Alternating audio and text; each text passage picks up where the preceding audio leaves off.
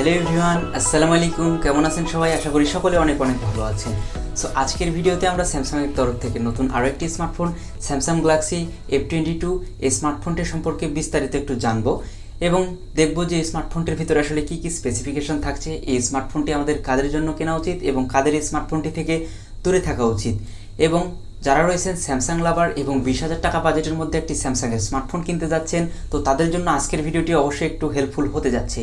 So পুরো video জুড়ে থাকছে আমি শিশির, আর আপনারা দেখছেন টিএস শিশির। যারা নতুন রয়েছেন, এখন আমার চ্যানেলটিকে সাবস্ক্রাইব করেননি, তারা অবশ্যই আমার চ্যানেলটি সাবস্ক্রাইব করে দেবেন। তো বেশি কথা না বাড়িয়ে চলুন শুরু করা যাক আজকের ভিডিও।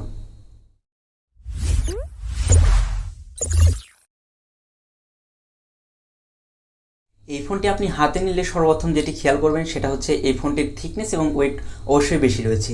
তো এই ফোনটির থিকনেস মোটামুটি 9.4 মিলিমিটার এবং এটার ওয়েট মোটামুটি 203 গ্রামের মতো। তো এই ফোনটির থিকনেস এবং ওয়েট বেশি হওয়ার কারণ হচ্ছে এই ফোনটিতে ব্যবহার করা এই বিশাল আকৃতির ব্যাটারি। এই ফোনটিতে ব্যবহার করা হয়েছে 6000 মিলিঅ্যাম্পিয়ারের লিথিয়াম পলিমারের নন রিমুভেবল একটি ব্যাটারি, এবং এই ব্যাটারিকে চার্জ করার জন্য ফোনটির বক্সের ভিতরেই দিয়ে দেওয়া হয়েছে 15 ওয়াটের একটি চার্জার। তো এই 15 ওয়াটের এই চার্জারটি দিয়ে এই ফোনটিকে ফুল চার্জ করতে মোটামুটি 4 ঘন্টা বা এর অধিক সময় লেগে যাবে। তো এই বিষয়টি অনেক ইউজারের কাছে বিরক্তকর মনে হতে পারে, কিন্তু আসলে এই 6000 মিলিঅ্যাম্পিয়ার ব্যাটারিটি থাকার ফলে ফোনটিতে আপনারা অনায়াসে 1 থেকে 1.5 দিন ব্যাটারি ব্যাকআপ পেয়ে যাবেন। তো সেই ক্ষেত্রে আসলে এই বিষয়টা অনেকে মাথা থেকে বাদ দিয়ে দিবেন, কিন্তু যারা রয়েছেন আসলে স্টাইলিশ লুকের ফোন পছন্দ করেন এবং স্লিম ফোন হতে হবে, তো তাদের ক্ষেত্রে এই ফোনটি অবশ্যই পছন্দের কাতার থেকে বাতিল হয়ে যাবে। তো এখন আসি এই ফোনটির ডিজাইনের দিকে। সো এই ফোনটির পিছনের দিকে যদি আমরা খেয়াল করি তাহলে দেখতে পাবো যে ফোনটির পিছন সাইডে ব্যবহার করা হয়েছে ম্যাট ফিনিশিং বা গ্লসি ফিনিশিং, এটার মাঝামাঝি একটি ডিজাইন। তো এই ডিজাইনটি ব্যবহার করার ফলে ফোনটির পিছনে ক্র্যাশ বা দাগ পড়ার সম্ভাবনা থাকছে না। তো এই বিষয়টা আমার কাছে ভালো লেগেছে, এবং এই ফোনটির পিছনে যে ক্যামেরা কাটআউটটা দেওয়া হয়েছে তো সেটা মূলত স্যামসাংয়ের আগের A22 এর মতো রাখা হয়েছে। তো ডিজাইনটা একটু আপডেট করলে ফোনটি আরও একটু সুন্দর হতো অবশ্যই। এবং এই ফোনটি পাওয়া যাচ্ছে দুটি কালার ভেরিয়েন্টই, একটি হচ্ছে ব্লু এবং অপরটি হচ্ছে ব্ল্যাক। এবং এই ফোনটি পাওয়া যাচ্ছে বাংলাদেশে একটি মাত্র ভেরিয়েন্ট, সেটা হচ্ছে 6GB 128GB, এবং এই ভেরিয়েন্টের প্রাইস বাংলাদেশ বাজারে রাখা হয়েছে 19,499 টাকা বা 19,500 টাকা। তো এই 19,500 টাকা বাজেটে এই ফোনটি আসলে কি থাকছে? তো এই ফোনটি যদি এখন আমরা সামনের দিকে খেয়াল করি তাহলে দেখতে পাবো যে এই ফোনটিতে ব্যবহার করা হয়েছে 6.41 ইঞ্চির একটি সুপার অ্যামোলেড ডিসপ্লে, যেটি ফুল এইচডি না, এইচডি প্লাস রেজুলেশন সাপোর্টেড, কিন্তু এই ডিসপ্লেটি অবশ্যই 90 হার্জ রিফ্রেশ রেট সাপোর্টেড, যার ফলে এই ডিসপ্লেটি থেকে অবশ্যই একটা স্মুথনেস দক্ষ করবেন। এবং এই ডিসপ্লেটির পিক্সেল ডেনসিটি 274 ppi, এবং এই ডিসপ্লেটির সর্বোচ্চ পিক ব্রাইটনেস 600 নিটস। তো এই ডিসপ্লেটির পিক ব্রাইটনেস 600 নিটস হওয়ার ফলে এই ডিসপ্লেটি থেকে আপনার ডে লাইটে বলেন বা আপনার রুমে বলেন সকল ক্ষেত্রে একটা সুন্দর লাইটিং পেয়ে যাবেন। তো যার ফলে এটা আসলে ডিরেক্ট সানলাইটে ব্যবহার করতে অতটাও প্রবলেম হবে না, তবে একটু প্রবলেম হতে পারে, কেননা ডিরেক্ট সানলাইট আসলে অনেকটাই মানে লাইট হয়ে থাকে। তো আসলে 600 নিটস হওয়ার ফলে আপনারা এই ডিসপ্লেটি থেকে অনেকটা ব্রাইটনেস পেয়ে যাবেন। এবং এটা যেহেতু সুপার অ্যামোলেড ডিসপ্লে, তো সেহেতু এই ডিসপ্লেটির কালার কোয়ালিটির আসলে কোনো ঘাটতিই থাকছে না। তবে একটা জিনিস অবশ্যই এখানে লক্ষণীয় যে এই ডিসপ্লেটি আসলে ফুল এইচডি না, এইচডি প্লাস রেজুলেশন সাপোর্টেড, তো যার ফলে যতই সুপার অ্যামোলেড হোক, যতই কালার কোয়ালিটি হোক না কেন, শার্পনেসের ঘাটতি অবশ্যই থাকছে এই ডিসপ্লেটি থেকে। এবং এই ডিসপ্লেটিতে প্রোটেকশন হিসেবে কোনো গ্লাস থাকছে না, যার ফলে পরামর্শ থাকবে অবশ্যই এখানে একটি গ্লাস প্রোটেক্টর ব্যবহার করবেন। এবং এই ডিসপ্লেটির একটি জিনিস আমার কাছে খারাপ লেগেছে যে তারা এখানে ব্যবহার করা হয়েছে ওয়াটার ড্রপ একটি নস। তো এখানে যদি তারা একটু 5 হোল ক্যামেরা ব্যবহার করতো তাহলে ফোনটি আরও একটু আকর্ষণীয় হতো, তো ব্যবহার করেনি, সেটা কি করা যাবে। তবে 19,000 বা 20,000 টাকা বাজেটে অন্যান্য ফোন এখানে 5 হোল ব্যবহার করতেছে, এবং আপনার মানে ফুল এইচডি প্লাস রেজুলেশনের ডিসপ্লেটাও থাকছে। তো সেক্ষেত্রে এই ডিসপ্লেটা একটু ডাউনগ্রেড রয়েছে, তবে একটু কিছু দিকে আবার এটার মানে হাই কোয়ালিটিও রয়েছে, যেমন এখানে রয়েছে আসলে সুপার অ্যামোলেড ডিসপ্লে।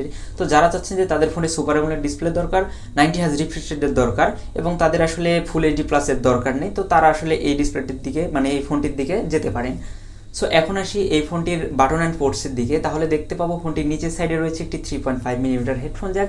ফোনটিকে চার্জ করার জন্য থাকছে একটি USB Type-C পোর্ট, এবং থাকছে একটি স্পিকার, এবং থাকছে একটি লাউড স্পিকার।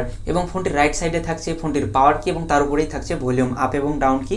এবং ফোনটির এই পাওয়ার কিতেই ব্যবহার করা হয়েছে ফোনটির ফিঙ্গারপ্রিন্ট সেন্সর। যদি এখানে ব্যবহার করা হয়েছে সুপার অ্যামোলেড ডিসপ্লে, তো সেক্ষেত্রে এখানে এই পাওয়ার কিতে ফিঙ্গারপ্রিন্ট সেন্সরটি ব্যবহার না করে যদি আন্ডার ডিসপ্লেটি ব্যবহার করা হতো তাহলে ফোনটি আরও একটু আকর্ষণীয় হতো। তো এটা ব্যবহার করিনি, কি আর করার। তো এখন যদি আসি আমরা ফোনটির অপর সাইডে, তাহলে দেখতে পাবো যে এখানে ব্যবহার করা হয়েছে একটি সিম কার্ড ট্রে, যেখানে আপনি দুটি ন্যানো সিমের পাশাপাশি ব্যবহার করতে পারছেন একটি এইচডি কার্ড। এবং এই ফোনটির উপর সাইডে আসলে কিছুই থাকছে না, ফাঁকা থাকছে পুরোটাই। এবং এই ফোনটিতে সকল সেন্সারের উপস্থিতি থাকলেও এখানে লাইটিং সেন্সারের উপস্থিতিটা থাকছে না, যার ফলে আপনারা এই ফোনটি থেকে অটো ব্রাইটনেসের সুবিধাটি পাচ্ছেন না। এখন আসি আমরা এই ফোনটির ক্যামেরা সেকশনে, তাহলে দেখতে পাবো যে এই ফোনটির পিছন সাইডে ব্যবহার করা হয়েছে চারটি ক্যামেরা, যার প্রথমটি হচ্ছে 48 মেগাপিক্সেল, যার অ্যাপারচার f1.8। তো এই ক্যামেরাটা দিয়ে ডে লাইটে, লো লাইটে মোটামুটি একটা ফটো ক্যাপচার করতে পারবেন, মানে অতটাও ভালো না, তবে ফটো কোয়ালিটি বলতে গেলে এই বাজেটে আসলে মোটামুটি চালিয়ে নেওয়ার মতো। আসলে যদি বলি যে অনেকটাই ভালো রয়েছে সেক্ষেত্রে বলতে পারছি না, কেননা এটার বাজেট আসলে 20,000 টাকা রয়েছে। 20,000 টাকা বাজেটের এর চাইতে অনেক ফোন রয়েছে যেটার ক্যামেরা কোয়ালিটি এর চাইতে অনেকটাই ভালো রয়েছে। তো ক্যামেরা কোয়ালিটিকে একবারে ওভার লেভেলে না রেখে বলতে পারি যে মোটামুটি চালিয়ে নেওয়ার মতো। এবং ফোনটিতে সেকেন্ড ক্যামেরা হিসেবে ব্যবহার করা হয়েছে 8 মেগাপিক্সেলের একটি আল্ট্রা ওয়াইড অ্যাঙ্গেল লেন্স, এবং যেটার অ্যাপারচার f2.2। এবং এই ক্যামেরাটা দিয়েও মোটামুটি লাইট পেলে ভালোই ফটো ক্যাপচার করা যায়, এবং এটার কালার কোয়ালিটি মোটামুটি মেন সেন্সরের মতো ভালোই ছিল। এবং আরও একটি কথা বলতে ভুলে গেছি যে এই ফোনটি যেটা মেন ক্যামেরা অর্থাৎ 48 মেগাপিক্সেল, তো সেই ক্যামেরাটা দিয়ে সর্বোচ্চ 1080p 30 fps ভিডিও করা যাচ্ছে। তো এখন যদি আসি আমরা ফোনটির থার্ড এবং ফোর্থ ক্যামেরাদের দিকে, তো সেটা আসলে সকলেরই চেনা বা পরিচিত ক্যামেরা 2 মেগাপিক্সেলের ডেপ বা 2 মেগাপিক্সেলের ম্যাক্রো লেন্স।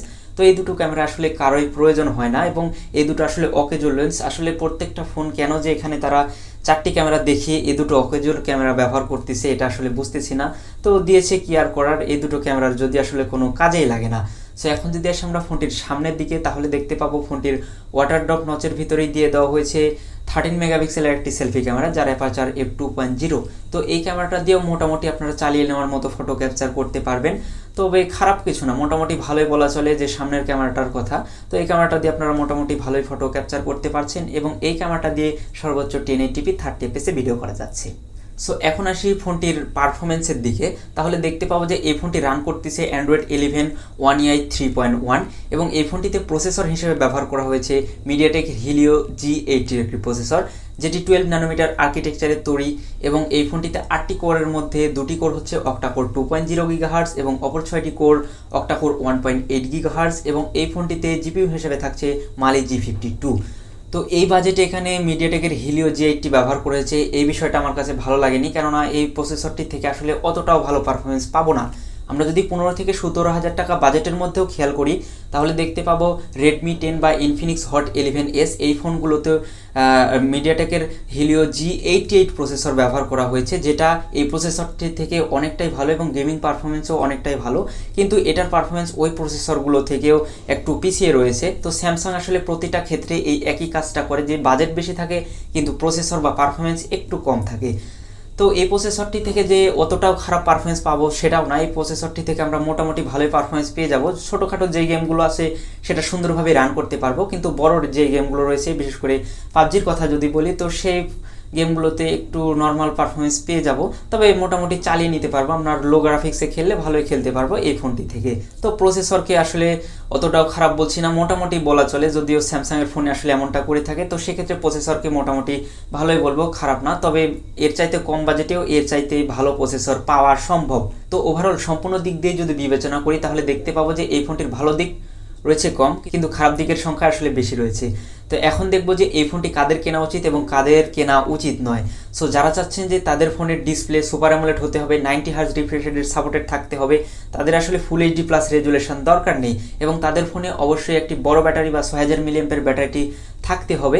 এবং যারা রয়েছেন স্যামসাং লাভার, তো তারা নিঃসন্দেহে এই ফোনটি কিনে নিতে পারেন। কিন্তু যারা চাচ্ছেন যে তাদের ফোনটির সাথে একটি 20 ওয়াটের চার্জার থাকবে, এবং তাদের ফোনের ডিসপ্লেটি অবশ্যই এইচডি প্লাস রেজুলেশন সাপোর্টেড হবে, এবং যারা আসলে গেমিং লাভার রয়েছেন, যারা চাচ্ছেন যে তাদের ফোনটি থেকে একটা ভালো পারফরমেন্স দরকার, তো তাদের ক্ষেত্রে আসলে এই ফোনটি থেকে দূরে থাকাই ভালো। যদি আপনি একান্তই স্যামসাং লাভার হয়ে থাকেন, আপনি স্যামসাংয়েরই ফোন চাচ্ছেন, সুপার অ্যামোলেড ডিসপ্লে আপনার প্রয়োজন, তো তাদের ক্ষেত্রে এই ফোনটির দিকে যাওয়া উচিত।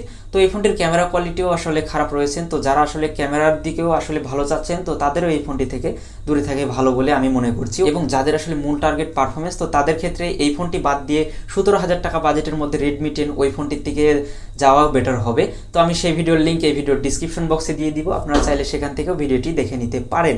সো এই ছিল আজকের ভিডিওটি ভালো লাগলে অবশ্যই একটি লাইক করে দেবেন, যদি খারাপ লাগে কেন খারাপ লেগেছে সেটা নিচে কমেন্ট করে জানাতে অবশ্যই ভুলবেন না, এবং এই ফোনটি আপনাদের কাছে কেমন লেগেছে সেটাও নিচে কমেন্ট করে জানাতে অবশ্যই ভুলবেন না। সো দেখা হচ্ছে আপনাদের সাথে পরবর্তী নতুন কোনো ভিডিওতে। সে পর্যন্ত সবাই ভালো থাকবেন, সুস্থ থাকবেন। আল্লাহ হাফেজ।